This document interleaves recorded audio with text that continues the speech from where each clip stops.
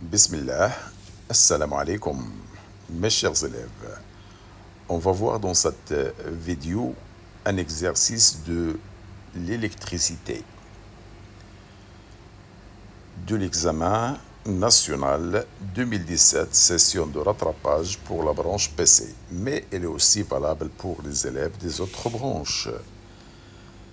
Cet exercice, il va comporter les deux dipôles, le dipôle RC et le dipôle LC.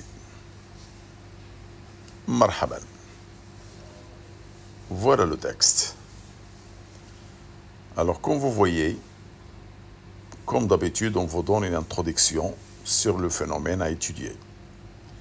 Un professeur de physique se propose, dans un premier temps, d'étudier l'influence de la résistance d'un conducteur ohmique sur la constante du temps au cours de la charge d'un condensateur, et aussi étudier dans un deuxième temps le circuit RLC dans le cas d'un amortissement négligeable. Alors, qu'est-ce qu'on veut dire par amortissement négligeable? Veut dire absence de résistance. Donc, ça veut dire le dépôt, ça sera LC au lieu de RLC. Pour cela, il demande à ses élèves de réaliser le montage schématisé sur la figure 1 constitué de un générateur idéal de tension de force électromotrice E, un conducteur ohmique de résistance R réglable. Regardez, R réglable. Lorsqu'on ajoute une flèche sur le conducteur, cela veut dire que la résistance, il peut varier. Voilà, réglable. On peut la régler sur des valeurs différentes. Voilà. Après, un condensateur de capacité C, une bobine d'inductance L et de résistance négligeable. Il faut souligner ces phrases ou bien ces mots.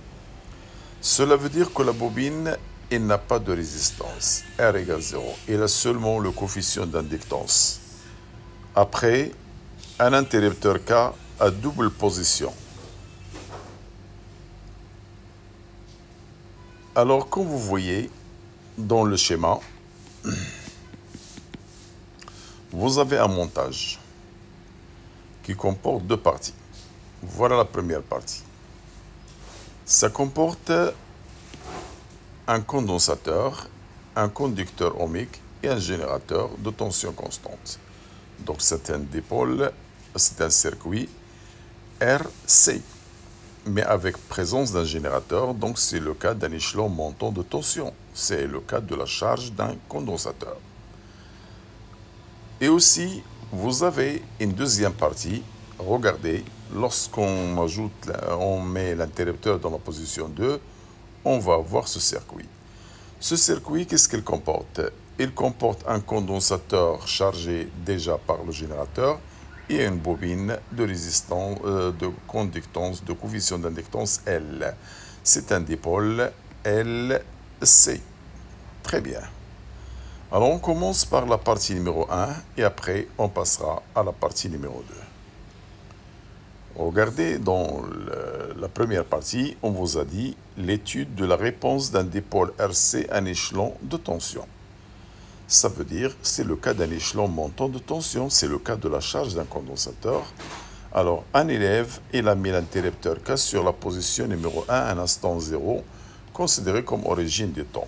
Les deux courbes 1 et 2 de la figure 2 représentent respectivement les évolutions temporelles de la tension ici au bord du condensateur pour R1 qui est connu et R2 inconnu. Alors vous avez deux tangentes, T1 et T2, ce sont des tangentes à la courbe qu'on va voir dans le schéma bien sûr. Regardez, j'ai, comme vous voyez, deux courbes, la courbe numéro 1.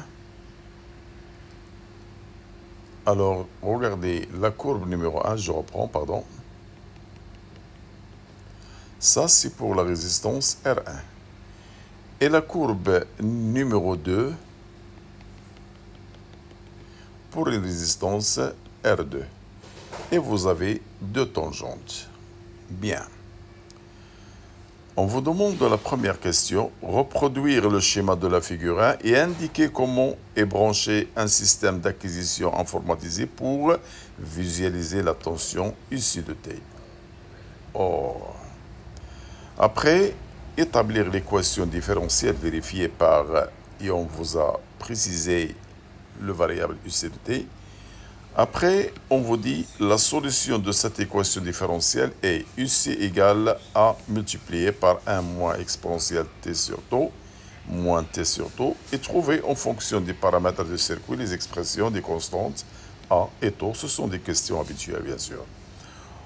En exploitant les courbes 1 et 2, déterminer la valeur de la capacité C des condensateurs et celle de la résistance numéro 2. Après, déduire comment influe la résistance sur la constante du temps. Alors, je vais commencer par la résolution, mais avant, je vous laisse lire tranquillement. Vous pouvez mettre pause pour voir le texte et le lire tranquillement. Normalement, il faut essayer avec. Et après avoir terminé, bien sûr, vous pouvez passer voir la solution détaillée de la résolution. Voilà le reste du texte. Ça, c'est pour la première partie. Une fois terminé, vous pouvez passer voir la deuxième partie, comme vous voyez. La voilà. Je vais parler en détail des questions et de l'introduction dans la partie solution, bien sûr. Alors maintenant, on passe à la solution détaillée. Marhaban. Comme vous voyez, étude de la réponse d'un dipôle RC à un échelon de tension. Alors, on vous a dit, l'élève il a mis l'interrupteur K sur la position numéro 1. La voilà. Donc, la deuxième partie, ça ne concerne pas. Donc, on est maintenant sur la partie gauche. On vous a dit reproduire le schéma de la figure et indiquer comment est branché un système d'acquisition pour visualiser les tensions. Alors, regardez. Comme vous voyez, voilà le générateur. Il délivre un courant. Le courant, il est toujours dans le sens de la tension E. Le courant, il pénètre le conducteur ohmique après le condensateur. Voilà. Alors là, les conventions récepteur et générateur, comme d'habitude, vous savez que le générateur, dans le générateur, la tension, elle est toujours dans le sens du courant. Voilà, le sens du courant et le sens de la tension. Et pour le conducteur ohmique, récepteur, donc UR, inverse du sens du courant. Et pour le condensateur, c'est un récepteur, donc UC, il est inversé du sens du courant. La voilà. Pour visualiser la tension UC, regardez la flèche du bas vers le haut. Alors, dans le bas, je vais mettre la masse ou bien la terre. Et dans le haut, la flèche, je vais mettre cette flèche-là, Y, qu'on va appeler entrée. Voilà comment on branche un système d'acquisition pour visualiser la tension aux bornes de UC. Alors, on vous a dit établir l'équation différentielle vérifiée par UC de T. J'ai précisé le variable. Alors, on commence comme d'habitude par la loi d'additivité des tensions. Alors voilà, il faut retenir cette loi. La somme des tensions des récepteurs dans le circuit est toujours égale à la somme des tensions des générateurs dans le circuit. Alors, dans notre circuit, combien de générateurs on a? Un seul. Et combien de récepteurs? Bien sûr, on a deux récepteurs, le premier et le deuxième. La somme des tensions des récepteurs, c'est UR plus UC. Et pour le générateur, on a une seule tension, CE. Alors, avec UR, il est connu, c'est la loi d'Ohm, RI. Je vais remplacer UR par RI. J'obtiens RI plus UC égale à E. Bien. Alors, moi, je cherche le variable IC. Je cherche le variable UC. Alors, je dois remplacer le I. Alors, ce I-là, alors je vais écrire à côté avec I. Alors, vous connaissez la formule, c'est C DUC sur DT. Donc, je vais remplacer ce i avec son expression. J'obtiens R, la voilà, et au lieu de i, je vais mettre C duc sur dt plus uc égale à E, et c'est ce qu'on appelle l'équation différentielle. Je peux l'écrire, si vous voulez, autrement. Alors, pour l'écrire autrement, je vais diviser par le coefficient RC, RC, RC. J'obtiens, voilà. Alors, sous simplification, il me laisse duc sur dt, et là, j'aurai 1 sur RC UC, et de l'autre côté, E sur EC. Voilà, c'est une autre écriture. Bien. Après, qu'est-ce qu'on vous demande? Alors, regardez, on va vérifier la solution. Alors, cette équation différentielle trouvée, il va avoir une solution qui est cette expression. Alors, on vous demande de trouver, en fonction des paramètres du circuit, les expressions de A et de taux. Donc, on a deux constantes, taux et A. On doit chercher les expressions de ces constantes. Alors, je peux poser la question autrement. Vérifier, au lieu de vous dire la solution de cette équation, on vous dit vérifier que c'est une solution de l'équation différentielle et déterminer les expressions des constantes. C'est la même chose. Alors, pour vérifier, regardez, j'ai, comme vous voyez dans l'équation différentielle déjà trouvée, je vais la réécrire encore une fois. Alors, je vais exploiter cette équation. Non, c'est pas celle-là, c'est celle-ci. Alors, comme vous voyez, voilà, je vais éliminer le RC là, voilà. Dans l'équation, j'ai, comme vous voyez, alors voilà, j'ai un UC et sa dérivée. Donc, pour vérifier la solution, il faut remplacer UC et DUC. Donc, je vais chercher, je vais écrire la solution donnée et je vais chercher sa dérivée. Après, je vais les remplacer dans cette équation. Donc, il faut passer par ces étapes. On a. Donc, voilà la solution qu'on vous a donnée. Vous allez la développer tout d'abord. Après, vous allez chercher sa dérivée. Donc, la dérivée de cette expression, c'est la dérivée de la constante plus la dérivée de cette expression. Voilà la dérivée de la constante moins la dérivée de cette expression. Eh bien, vous avez des propriétés mathématiques. La dérivée toujours d'une constante, c'est 0. Donc, la dérivée ici, il va me donner un 0. Il me reste à vous donner autre propriété. La dérivée de l'exponentielle de plus ou moins alpha t. Alors, le coefficient du temps, on va le faire descendre en bas. Et après, je multiplie par la fonction entière. Et bien, si on vous donne la dérivée de l'exponentielle moins t sur taux, je vais la réécrire de nouveau. C'est moins 1 sur taux multiplié par t. Alors, le coefficient de temps, c'est moins 1 sur taux. Je vais la faire descendre en bas et je multiplie par l'expression entière. Et bien, si vous avez une constante multipliée par l'exponentielle, je vais faire sortir la constante à l'extérieur. Et la dérivée de l'exponentielle moins t sur taux, c'est bien celle-là. C'est toujours moins 1 sur taux exponentielle. Alors, regardez maintenant la dérivée qu'on vous a donnée. Alors, j'ai besoin de la dérivée d'une constante multipliée par l'exponentielle. Je vais faire sortir la constante. Et la dérivée de l'exponentielle moins t sur taux, on vous l'a donné ici. Voilà, c'est moins 1 sur taux exponentielle. Il faut retenir ces propriétés pour ne pas avoir des problèmes. Alors, le moins avec le moins, il va donner un plus. Et j'aurai a sur taux exponentielle moins t sur taux. Voilà la dérivée. Maintenant, je n'ai qu'à reprendre. Voilà l'équation différentielle qu'on a trouvée. Je vais remplacer UC, comme vous voyez, je vais changer de couleur. Voilà, le UC là, je vais le remplacer ici. Et le du UC que je viens de trouver là, je vais le remplacer là. Et comme ça, j'aurai RC que vous voyez. Au lieu de UC sur dt, je vais mettre cette expression-là. Voilà.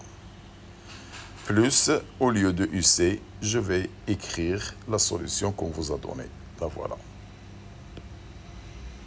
Et la somme est égale à E. Voilà, c'est une C'est un travail mathématique, voilà, de maths. Alors regardez maintenant ce qu'il faut faire pour ne pas se tromper. Je vais garder cette expression avec l'exponentielle, la voilà. Cette constante, je vais la faire passer de l'autre côté. Ça sera e moins a. Il me reste moins a exponentielle, la voilà. Oh, maintenant, il faut retenir cette méthode parce que c'est simple. A exponentielle, on la trouve ici et là. Je vais mettre une factorisation. Il me reste ici, qu'est-ce qu'il me reste là? Il me reste RC sur taux, la voilà. Et qu'est-ce qu'il me reste à la place de A exponentielle? Il me reste un 1, le voilà. Et comme ça, je vais toujours annoncer cette phrase, quel que soit le temps t. Parce que cette expression, elle est toujours différente de 0. Il ne peut avoir 0 que lorsque t tend vers l'infini. Alors que dans le cas de la charge ou bien la décharge, le temps il est très court. Alors quel que soit t, cette équation n'est vérifiée qu'avec lorsque cette fonction égale à 0, automatiquement l'autre égale à 0. La voilà. Il faut toujours écrire ça.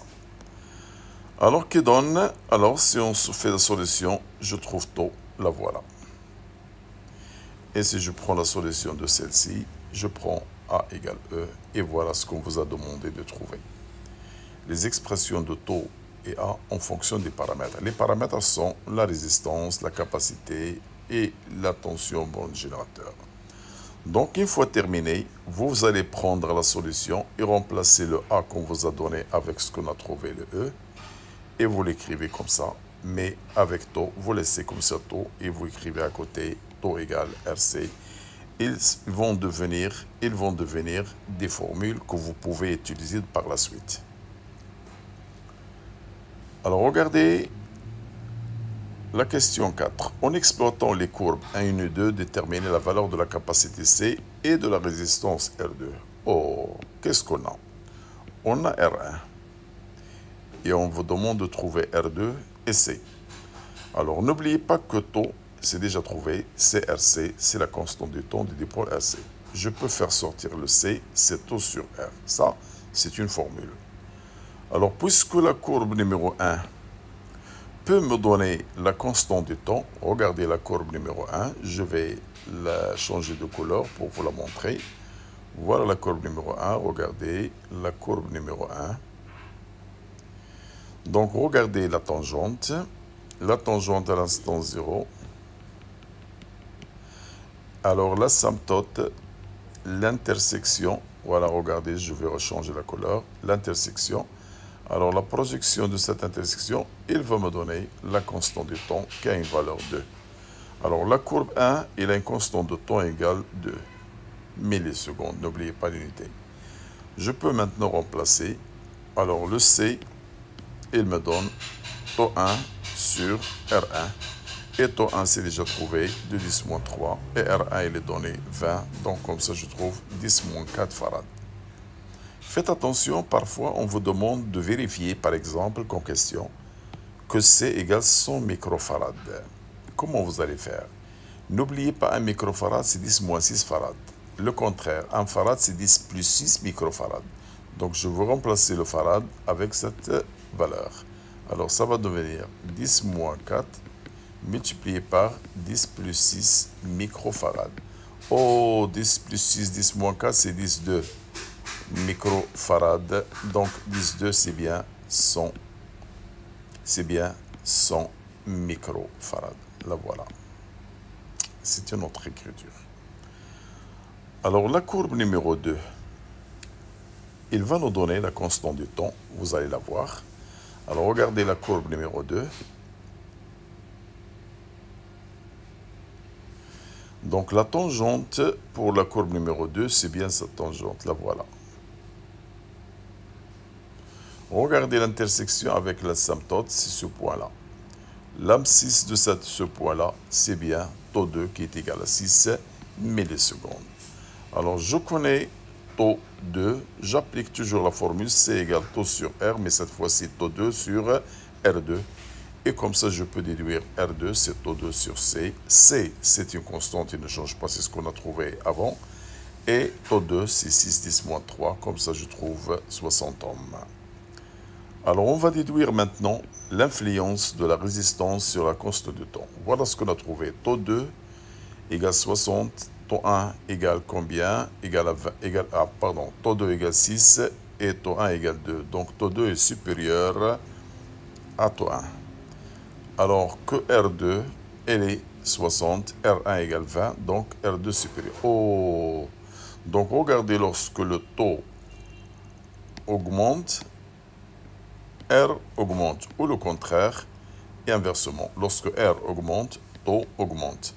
C'est normal, puisque taux égale à RC, C c'est une constante, donc taux et R sont proportionnels. Alors pour une capacité donnée, la constante du taux du dipôle RC est proportionnelle à la résistance.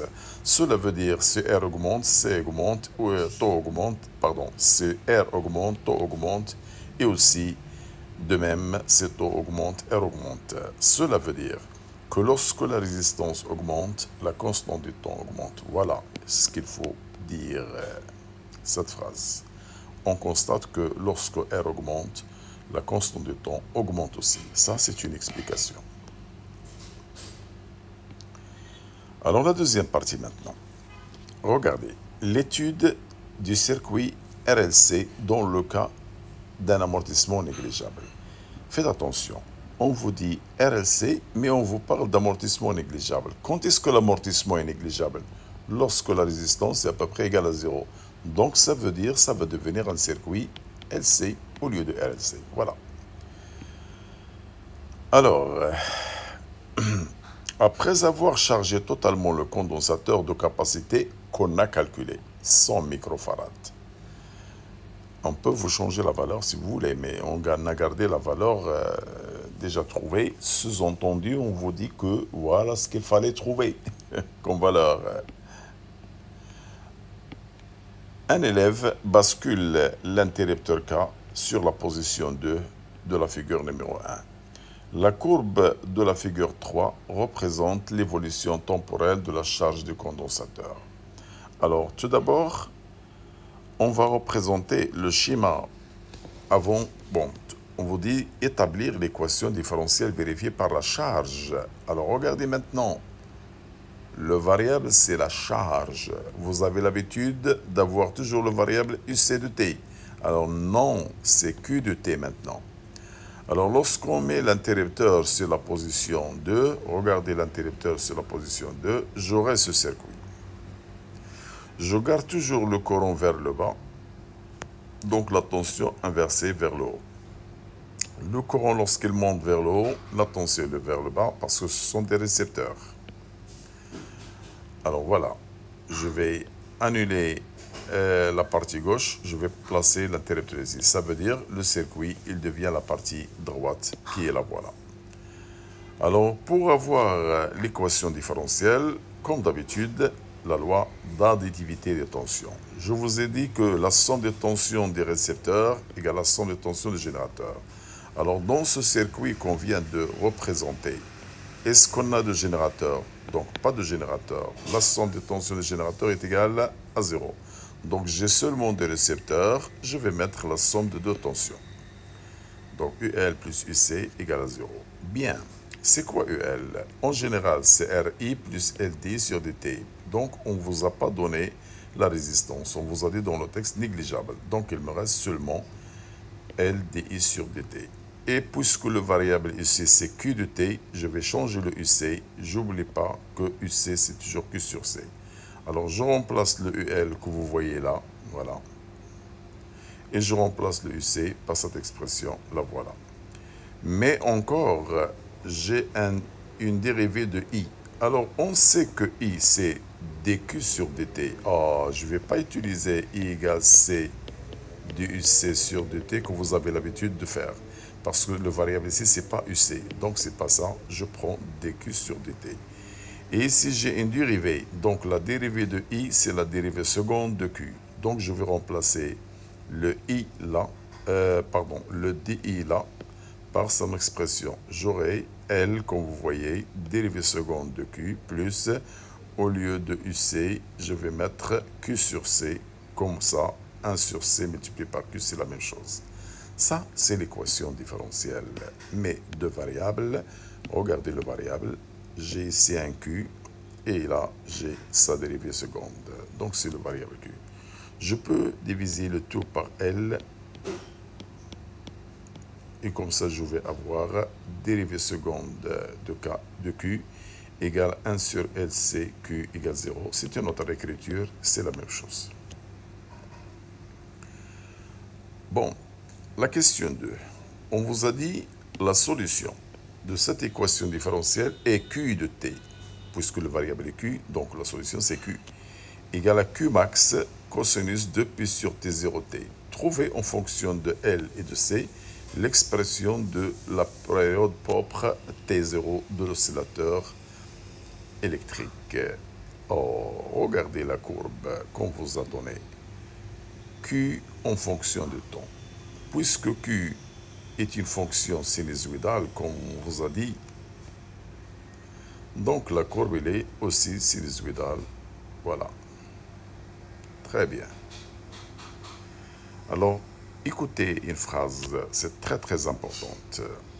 Remarque, l'équation différentielle qu'on a trouvée, la voilà. Regardez cette équation qu'on a trouvée.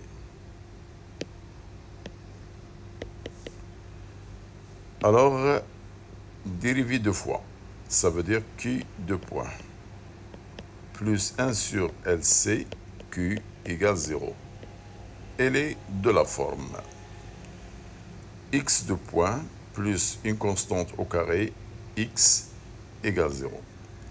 Donc, toute équation ayant cette forme, ils ont une solution sinusoïdale. Si le variable est x, je vais mettre x. Si le variable est q, je vais mettre q. Donc, x est égal x max. Donc, ça veut dire q égale q max. Cosinus de pi sur t0t plus une constante phi, une phase à l'instant 0. Avec 2pi sur t0, ça représente toujours l'impulsion oméga 0. Voilà. Ça, c'est une remarque. Alors maintenant, qu'est-ce qu'on vous a dit dans la question? On vous a dit la solution est là pour la solution de cette équation est et trouver l'expression de la période t0. C'est comme si on vous demande vérifier que c'est une solution de l'équation. C'est la même chose. Alors pour la vérifier, voilà ce qu'on a comme équation. Il faut chercher la dérivée seconde. Alors on a Q tout d'abord, elle est donnée. Je cherche sa dérivée première et après sa dérivée seconde. Alors n'oubliez pas que la dérivée de la cosinus oméga alpha t plus bêta, alors le cosinus il va donner un moins sinus. Je laisse cette phase du temps et je fais sortir le coefficient du temps à l'extérieur. Pour la sinus, alors la dérivée, ça devient cosinus, toujours de la phase du temps. Et je fais sortir à l'extérieur le coefficient du temps qui est alpha. Alors, commençons par la dérivée de Q. Alors, regardez la dérivée de Q. Donc, Q max, la voilà. Le cosinus, il devient moins sinus. Et je fais sortir la constante du temps. Voilà, 2pi sur T0. Pour dériver deux fois, donc le moins, il est là. Le QM, il est là. Le 2pi sur T0, elle est là. Je fais sortir encore 2pi sur T0, ça devient un carré. Et le sinus devient un cosinus. Je peux l'écrire autrement. Le moins 2pi sur T0 à l'extérieur, la voilà. Et ça reste QM cosinus. Oh, le QM cosinus, c'est bien Q de T. La solution qu'on vous a donnée au début, la voilà.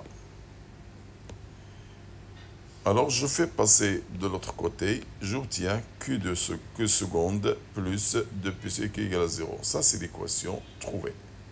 Alors, je vais la faire comparer par l'équation différentielle. Voilà l'équation différentielle qu'on a trouvée. C'est bien cette équation.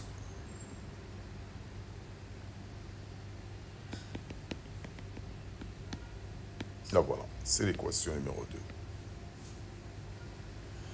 Alors, regardez, Q de point plus 1 sur LCQ égale 0. Voilà, je vais la comparer avec cette expression. Q de point plus 1 sur LC égale 0. Et bien, regardez, Q seconde, c'est bien celle-là. Le Q, c'est bien celle-là. Cela veut dire que ce coefficient que j'ai là doit être celui-là. Donc, cela veut dire que ce coefficient égale à ce coefficient-là. Donc, par identification ou par comparaison. Alors, je vais enlever le carré. Ça devient racine carrée de 1 sur LC. Alors, et comme ça, je peux trouver le T0. Voilà. C'est un travail mathématique. Et bien, voilà l'expression trouvée.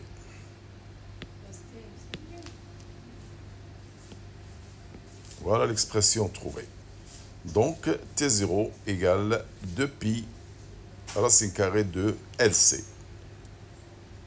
Vérifiez que la valeur approximative de l'inductance de la bobine étudiée est. Alors, on doit calculer L, on doit vérifier que c'est bien cette valeur. Eh bien, on a déjà trouvé l'expression de T0 égale 2pi racine carrée LC. Je vais l'enlever au carré, ça va donner cette expression. Je fais sortir le L, la voilà. Et bien, puisque Q de T est une fonction sinusoïdale, donc elle est périodique. Alors, pour déterminer la période, vous savez, c'est la durée entre deux sommets. Alors, si je projette, c'est bien 60. Et bien, d'après la figure, 60 millisecondes, et je n'oublie pas de la convertir en secondes. Je vais remplacer, alors voilà, et c'est déjà trouvé 10 moins 4 et 4p carré, et on va trouver exactement la valeur à vérifier. La dernière question, calculer l'énergie totale du circuit aux instants T1 et T2 et justifier le résultat obtenu. Et bien, c'est quoi l'énergie totale du circuit LC ou RLC? C'est l'énergie électrique du condensateur et l'énergie magnétique de la bobine. Avec l'énergie du condensateur, c'est 1/2 CUC carré. Et n'oubliez pas que UC, c'est Q sur C. Je vais remplacer le UC là. J'obtiens cette expression avec simplification. Il me reste, voilà, 1/2 sur 2C Q carré. Et pour l'énergie magnétique, c'est 1/2 LI carré. Très bien.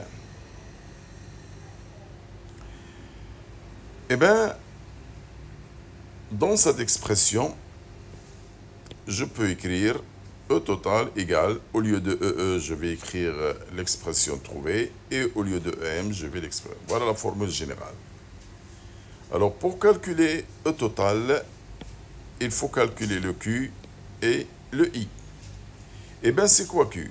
Q, il est donné. C'est Q max, cos de pi qu'on a donné comme solution. Et c'est quoi le I? Ah, regardez le I. C'est dQ sur dt. Et on sait que Q égale Q max. Je vais dériver Q.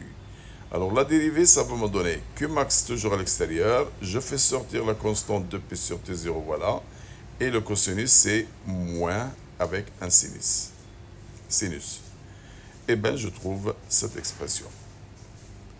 Alors maintenant, à l'instant T1 égale 0, l'énergie totale à l'instant T1, c'est 1/2 CQ carré à l'instant T1 plus 1/2 LI carré à l'instant T1. Pour faire le calcul, il faut chercher le Q et le I. Alors, j'ai déjà montré que Q, on vous a déjà donné le Q, voilà. Donc, je remplace le temps par T1 qui est égal à 0. Oh, cos de 0, c'est 1. Il me reste Q max. C'est logique d'après la courbe. Regardez d'après la courbe, à l'instant 0, Q égale Q max, qui est cette valeur. La voilà. Alors le I de T1. Alors je vais remplacer dans l'expression de I de T qu'on a montré. Je remplace le T par T1. Alors le T1 c'est 0, donc sinus de 0, oh c'est 0. Donc ça veut dire que le courant est nul. C'est normal, lorsque la charge est maximale, le courant s'annule. Eh bien je remplace ici je remplace le Q là et le I de T là. J'obtiens cette expression. Oh, c'est quoi 1/2 CQ max au carré? C'est l'énergie électrique maximale. Donc c'est 1 sur 2C, C vous l'avez, et le Q max, on l'obtient d'après la courbe, et comme ça j'obtiens cette énergie. Je vais refaire la même chose, mais à un instant T2. Donc je vais réécrire encore, à l'instant T2, c'est Q de T2, c'est Q de... non, Q carré. Alors, qu'est-ce qu'on a dit pour l'énergie? Voilà. Q carré, voilà. Q carré. Q carré, alors, voilà, c'est Q carré. Très bien. Donc ici, j'ai un carré, j'ai oublié, voilà. Eh bien, j'ai Q de T2 égale Q max cos. Alors, l'instant T2, maintenant, c'est T0 sur 4. Je peux simplifier le T0 avec T0, j'obtiens pi sur 2 cos plus de O, c'est 0. Cela veut dire que cette partie va s'annuler. Par contre, le I, alors je vais remplacer l'instant T par T2. Je peux simplifier, j'aurai un P sur 2, c'est 1. Donc, ça va me donner cette expression. Je vais la remplacer ici. Alors, j'obtiens voilà, ça c'est nul. 1/2 L, regardez le moins au carré, c'est plus Q max au carré de P sur 0. Bien. Alors maintenant, je veux vous rappeler 2pi sur T0, je peux l'écrire comme ça si vous voulez. 2pi sur T0, c'est bien 2pi sur, et T0 c'est 2pi racine de LC. Ça veut dire 2pi sur T0, c'est bien 1 sur racine de LC. Si je mets le carré là, que j'ai ici, je vais avoir le carré de celle-ci, c'est 1 sur LC. Voilà, j'ai remplacé ça par LC. Je peux simplifier le L avec L, j'obtiens 1 sur 2C que max au carré. Oh, c'est l'énergie électrique maximale qu'on a trouvée avant. Eh bien, c'est la même valeur. Donc, que peut-on conclure? On conclut que l'énergie totale est une constante. Ça veut dire qu'il y a conservation de l'énergie totale dans le circuit LC. On est arrivé à la fin. Mes chers élèves, on vous a présenté un bon travail. J'espère que vous avez bien saisi ce que je viens de vous expliquer. Mais n'oubliez pas de faire le nécessaire, d'écrire un commentaire et de marquer les j'aime parce qu'ils vont nous faciliter la publication de nos vidéos dans le YouTube. Voilà. Merci. Au revoir. وما تنسوناش من الدعاء ديالكم. إلى اللقاء.